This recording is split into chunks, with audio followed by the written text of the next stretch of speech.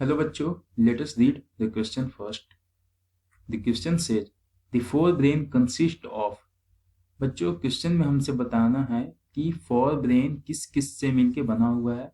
The options are first option हमारा cerebellum, thalamus and hypothalamus, then pons, cerebrum and medulla, then amygdala, hippocampus and brainstem, और जो last option है बच्चों वो है thalamus, hypothalamus and cerebellum. ठीक है बच्चों, so let's have the key concept of this question. So key concept देखते हैं बच्चों की कॉन्सेप्ट है हमारा इसमें classification of brain.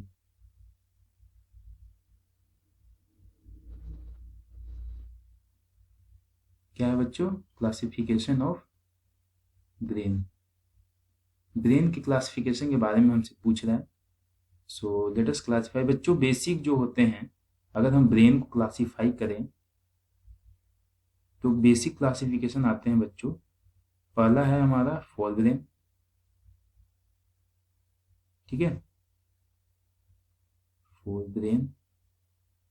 Then second है मिड ब्रेन, और जो बच्चों लास्ट है दैट इज थर्ड वन, वो है हमारा हाइंड ब्रेन. बच्चों अंतर क्या है, कौन कौन से पोर्शन या फिर कौन कौन से जो पार्ट्स हैं वो फोर ब्रेन में आते हैं. सो फोर ब्रेन में जो बेसिक पार्ट्स हैं या फिर हम बोल सकते हैं इंपॉर्टेंट वन, वो है हमारा थैलेमस. उसके बाद आता है हमारा हाइपोथैलेमस.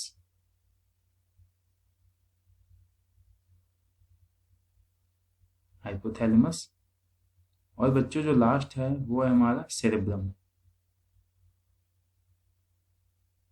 बच्चों एक चीज और इसमें जानने की बात यह है कि जो ये क्लासिफिकेशन है वो है इसके पोजीशन के बेस पे. बच्चों पोजीशन दैट मीन्स कि फोर ब्रेन जो होता है उसका पोजीशन काफी एंटीरियरली प्रेजेंट होते हैं एनाटॉमिकली. ठीक है, सो फोर ब्रेन में ये तीन पोर्शन आते हैं.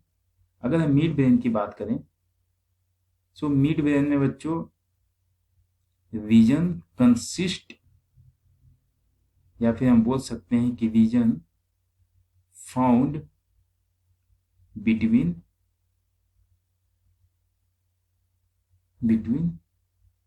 Four brain and mid brain. बच्चों फोर ब्रेन और मिड ब्रेन के बीच में जो रीजन पाया जाता है उसे ही actually fore brain and hind brain के बीच में जो रीजन पाया जाता है उसे ही हम बोलते हैं क्या?